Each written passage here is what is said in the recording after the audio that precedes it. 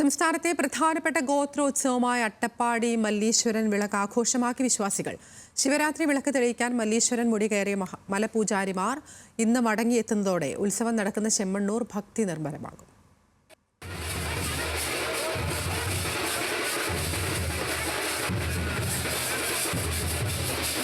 അട്ടപ്പാടിയിലെ പ്രധാനപ്പെട്ട ഉത്സവമാണ് മല്ലീശ്വരൻ വിളക്ക്. ശിവരാത്രി ദിവസം അട്ടപ്പാടിയിലെ ഏറ്റവും ഉയർന്ന മലയായ മല്ലീശ്വരൻ മുടിയിൽ കയറി വിളക്ക് തെളിയിക്കുക എന്നതാണ് പ്രധാന ചടങ്ങ്. പൂർണ്ണമായും ഗോത്രവിഭാഗത്തിൽപ്പെട്ടവരുടെ നേതൃത്വത്തിലാണ് ചടങ്ങുകളെല്ലാം നടക്കുക. വ്രതാനുഷ്ഠാനങ്ങളോടെയാണ് പൂജാരിമാർ മല കയറുക.